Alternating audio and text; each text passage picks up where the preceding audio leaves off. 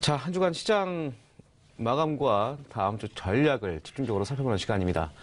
메리츠증권 김민수 부장 스튜디오에 나와 계십니다. 안녕하세요. 네, 안녕하십니까. 네, 보통 지점에서는 코스닥 매매를 많이 하잖아요. 그렇죠. 아무래도 중소형주 관련된 쪽의 시각이 우세할 수밖에 없죠. 이번 주에는 투자자들이 참 많이 울었던 것 같습니다. 보니까. 네, 일단 이번 주 어떤 분위기는 그래서 어떤 고객들 동향 같은 경우는 일단 전화가 좀 줄었습니다. 아무래도 시장이 밀리다 보니까 좀 줄은 측면들인데 아마 수요일 이후부터는 또 매매를 빨리 하시더라고요. 그래서 종목들을 좀 정리하실 건 정리하시고 움직이는 분위기가 좀 빨라지지 않았나 또 생각됩니다. 그런 대응을 또 김민수 부장께서는 잘 해주시잖아요. 네, 일단 이제 많이 오른 종목들이다 보니까 그만큼 이제 위험 부담에 대한 얘기들은 많이 좀 드렸었고요. 그거 관련돼서 일단 변동성이 커지는 부분들을 대비하자 이런 쪽으로 많이 얘기를 드렸습니다. 자, 그럼 전체적으로 이번 주 코스닥 시장 정리를 좀 한번 해주시죠. 네, 양시장 모두 재미는 없었습니다. 특히 뚜렷이 변화가 나온 것도 아니고 그러다 보니까 재미가 없는 가운데 외국인들이 팔다 보니까 아무래도 그에 따른 변화가 시장에 무겁게 작용했다는 쪽으로 봐야 될 것 같고요. 특히 이제 이번 주를 바라보는 시장이 아무래도 12월 달 들어오게 되면 뭐 연말 랠리다, 내년 1월 효과다 이러면서 기대감은 물론 있지만은 아무래도 1년 동안 주가가 상당히 많이 올라갔습니다. 그러다 보니까 또 코스닥 같은 경우는 2달 동안 거의 지수가 25% 이상 올라갔었죠. 그러다 보니까 아무래도 12월 달을 가는 상황 쪽에서 많이 올랐다는데 부담을 좀 느끼는 장세 분위기가 역력하게 나왔다는 쪽으로 바라봐야 될 것 같고요. 거기다 이제 외국인들 쪽의 매도세가 자리를 잡다 보니까 시장의 투자 심리가 여전히 좀 부진하게 작용하는 점. 특히 여러 흐름들을 봤었을 때 이번 주에 국내적인 이슈로 보게 되면은 일단 국내 법인세가 개정이 됐죠. 그러다 보니까 순이익이 한 3천억 이상 나는 기업들 같은 경우는 일단 기존의 법인세가 조정이 돼서 22%에서 25%로 늘어났다는 관점 쪽으로 봤었을 때 아무래도 세금이 늘어난 부분과 관련돼서 정책적인 부분들이 아무래도 대기업 쪽에 좀 포커스가 맞춰진 부분들에 대한 우려감도 같이 작용했다라고 봐야 될 것 같고요. 거기다 이제 코스닥 시장 같은 경우는 일단 어제 나왔던 얘기죠. 이제 코스닥 활성화 방안이 기획재정부와 이제 금융위원회 사이에서 좀 이견이 많다. 이런 얘기가 들리면서 내년으로 연기가 됐는데 이에 따른 기대감이 좀 소멸되다 보니까 아무래도 주가에 영향을 끼치는 부분들 이런 쪽이 주가에는 개별적인 요인들로 시장에선 영향을 끼치지 않았나 생각이 들고 있는데 상대적으로 이번 주에 기관이 좀 활발하게 방어를 했습니다. 하지만 기관이 시장을 끌어올린다기보다는 어떤 필요한 업종과 종목 쪽으로 샀다는 관점 쪽에서 시장의 방어자 역할을 자청했다라는 쪽은 보여지고 있는데 아직 그렇게 큰 변화는 없이 뒤집건을 만들려고 하는 움직임 쪽만 나타났다라는 게 이번 주를 바라보는 시각이었다고 보여집니다. 네, 코스피 시장에서는 지난주 최근 9일 정도에서 이틀 연속 수매수한 거 외에는 저보다 매도세를 좀 보여주고 있는데요. 이 외국인 매도세가 계속적으로 좀 될 것으로 보이십니까? 아무래도 이제 미국 시장에 대한 우려감과 함께 위험 자산에 대한 부분의 어떤 시각들이 아무래도 좀 이제 우려감이 좀 섞여 있다라고 봐야 될 것 같고요. 특히 이제 미국 시장에서도 가장 많이 요즘 나오는 얘기 중에 하나가 기술주 관련된 테크노 종목들이 많이 올랐다. 실적이나 어떤 펀더멘탈 대비해서 많이 올랐다. 이 부분을 계속 유지를 할 것이냐에 대한 논란들이 지난주 말부터 좀 상당히 커져 있는 상황들인데 여기서 이제 대다수 많은 쪽에 대한 의견들이 일단 차익 실현이 맞겠다라는 쪽으로 얘기가 나오다 보니까 어떤 IT 쪽에 그래도 대장주 쪽이 많이 포함되어 있는 쪽은 국내 시장이죠.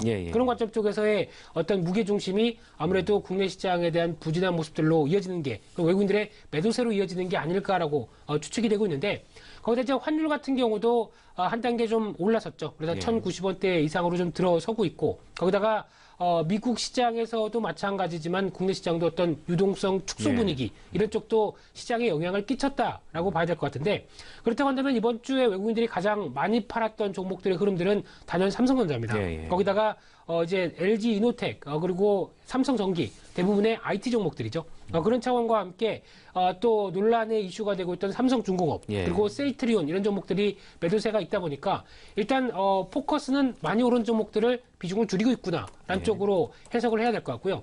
반대로 매수를 펼치는 종목들의 흐름들을 보게 되면 아직 오늘 데이터는 확인되지 않았지만은 이제 포스코라든가 KB금융 그리고 LG화학, NC소프트, 아모레퍼시픽, 현대차 이런 쪽으로 바라봤을 때 일단 반대로 얘기하자면 올해 좀 고생했던 종목들, 올해 그렇게 크게 두각을 못 봤던 종목들인데 내년에 대한 실적 개선감이 좀 두드러지는 종목들이 들어오고 있구나라는 쪽으로 바라보셔야 될 것 같은데 대표적으로 철강화학주고요. 중국 내수소비 관련된 종목 종목들 그리고 자동차 쪽 이쪽에 대한 시각들이 조금씩 나아지고 있구나라는 쪽에서 외국인들의 어떤 힌트를 좀 찾을 수 있는 분위기가 아닌가 생각됩니다. 네, 뭐 여기 매수세 말씀하셨습니다만 최근에 철강주도 좀 강세를 보이거든요. 네. 포스코도 지금 매수가 좀 유입되는 모습을 말씀해 주셨고요. 네. 이 철강주 관련된 전망은 좀 어떻게 보고 계시는지요? 네, 아무래도 이제 철강주 쪽에서의 변화가 이제 외국인들 특히 기관들도 같이 동반 매수세가 좀 이어지다 보니까 시각이 조금 바뀌고 있는 상황이라고 생각 들고 있는데요.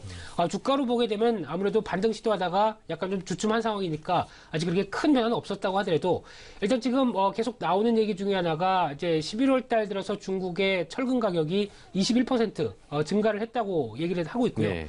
이 부분은 이제 계속 올 한 해부터 내년도 계속 얘기가 나올 부분이라고 생각이 들고 있는데 일단 동절기의 감산도 물론 영향을 끼치겠지만은 이제 정부 주도하에 나오고 있는 어떤 설비 투자를 조절하는 과정 쪽에서 지금 나오고 있는 감산 기조다. 그래서 이와 함께 나오는 흐름이라고 한다면 가격 자체가 상승하는 부분들을 가장 크게 누리는 쪽이 철강 산업이다라는 쪽으로 봐야 될 것 같은데 거기다 이제 중국 같은 경우는 이 철근 같은 경우가 유통 재고가 역대 최저 수준으로 2013년도 수준까지 내려왔다고 얘기를 합니다. 그런 상황 쪽에서 철근뿐만 아니라 철강 제품들의 흐름을 보게 되면 열연이라든가 후판 냉연 같은 경우도 한 자릿수긴 하지만은 강세 기조가 여전히 뚜렷한 상황들이고요. 그런 흐름으로 봤었을 때 포스코 같은 경우도 이런 기조를 반영해서 올해 영업이익이 한 4조 7천억 정도 그래서 67% 늘어나고 순이익은 3조 원대로 200%가 늘어날 걸로 보여지고 있는데 시가총액이 30조 원이 안 되기 때문에 여전히 실적 호조세를 반영하는 데는 아직은 조금 더 올라가도 되지 않을까라는 관점들이 나와 있고요.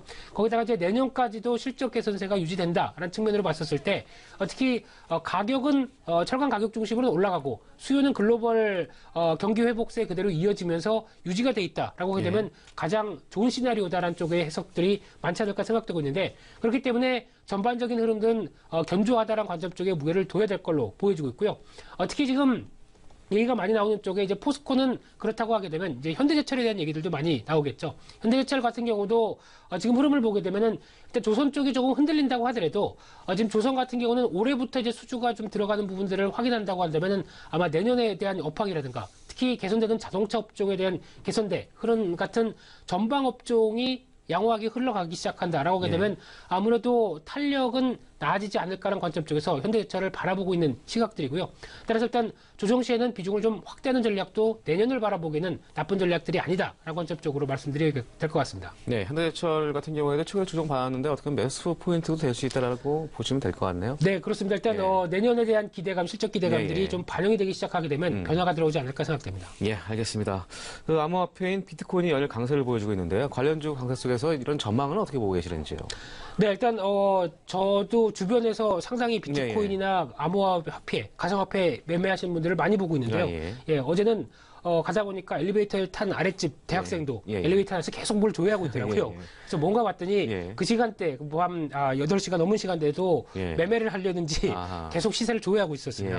그때 가격이 2천만 원이 넘어갔더라고요. 그래서 오늘 보니까 장중에는 2,300만 원까지 갔다가 지금 뭐 2천만 원대 정도로 유지하는 흐름으로 보여지고 있는데 과거의 얘기와 지금 얘기를 하게 되면 참 가상화폐 여기에 뭔데 이렇게 많이 올랐나라고 얘기하시는 분들도 많은데 시장의 이슈가 뜨겁다 보니까 많이들 또 공부하고 찾아보시는 분들도 계시리라고 생각됩니다. 그런 가운데 일단 지금 국내 우리나라 정부 입장 쪽은 가상화폐 인정할 수 없다는 기조 분명하게 하고 있습니다. 그런 차원에서 일단 투기 우려까지 나오고 있는 상황에서 제재 방안을 마련하겠다. 이런 쪽으로 얘기를 하고 있고요.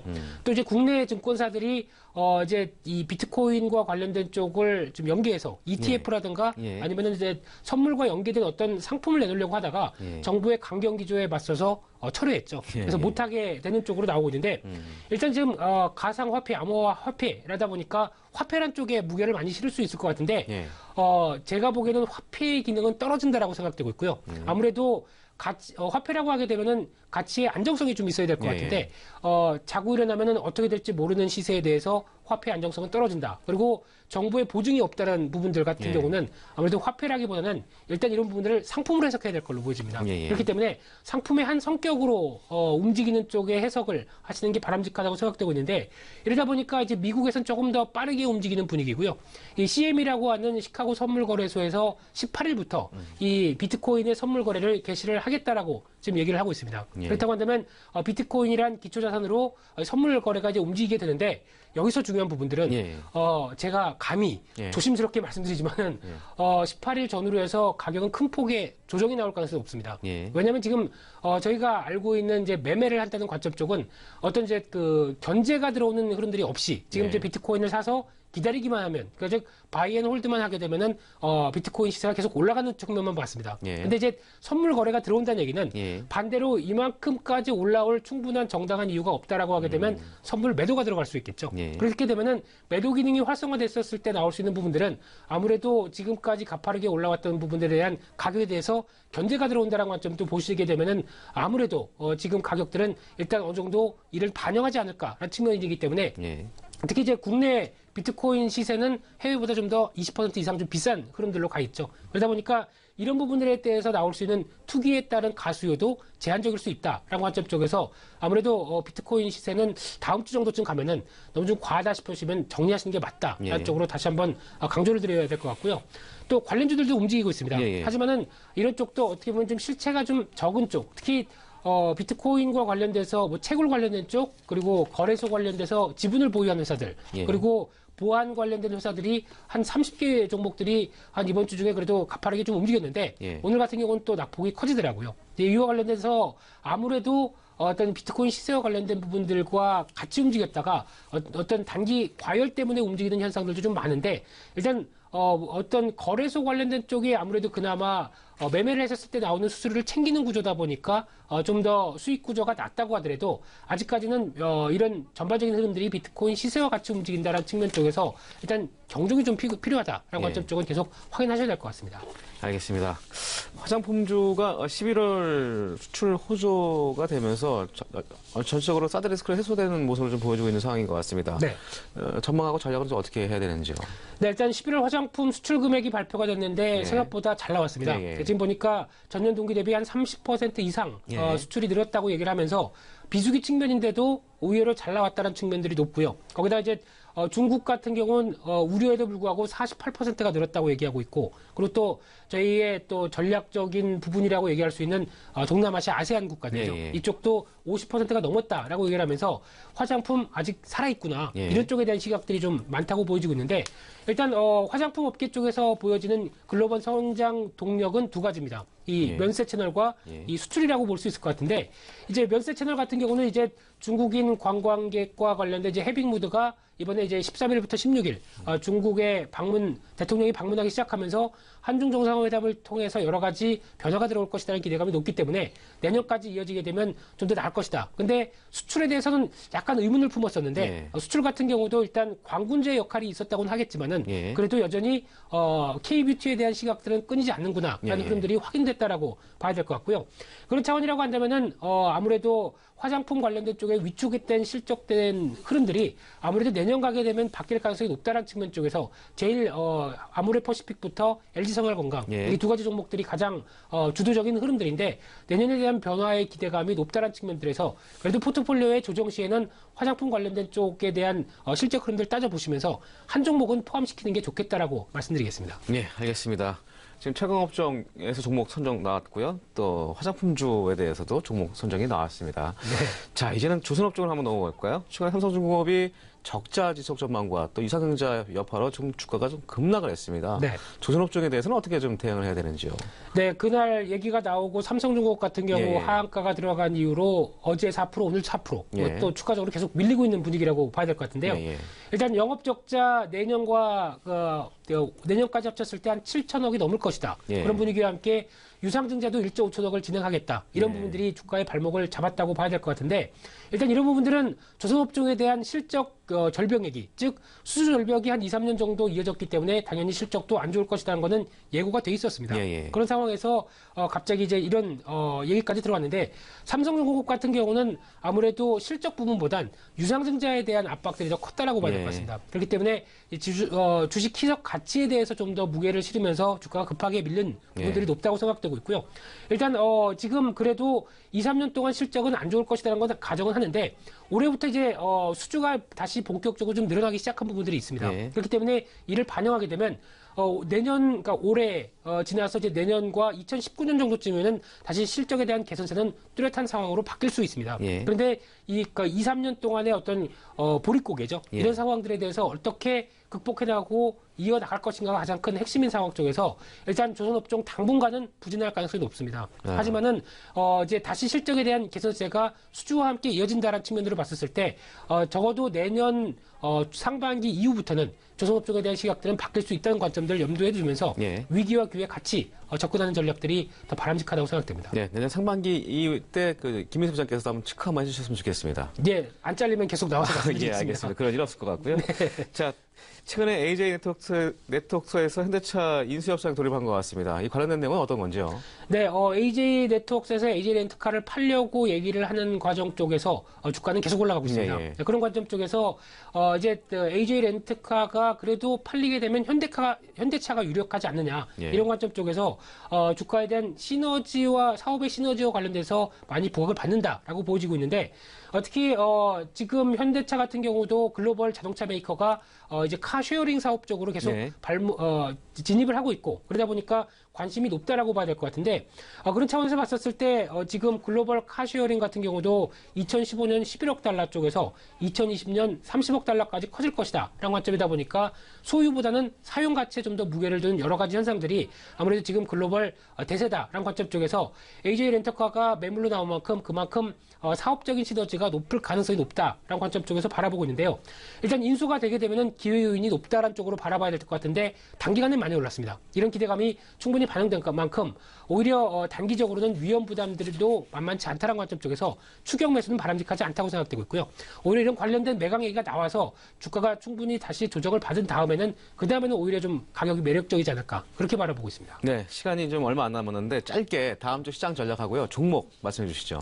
네, 다음 주도 마찬가지로 지지권에 대한 흐름들 확인하면서 시장 흐름들 변동성이 커지는 부분들을 대응해야 될 걸로 보여지고 있고요. 특히 낙폭과대 IT주, 거기다가 내수 배당주와 함께 이제 내년 실적을 겨냥하고 있던 앞서 말씀드렸던 중국 소비주, 자동차주, 항공주, 철강 화학 쪽, 그리고 이런 쪽에 대한 분위기들 확인하시면서 일단 내년에 대한 실적 분위기로 같이 넘어가면서 전략을 짜 나가셔야 될 걸로 보여지고 있고요.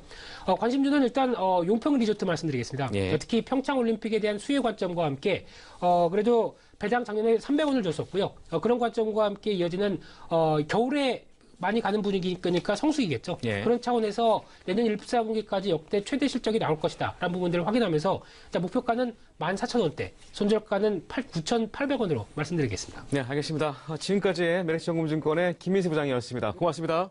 네.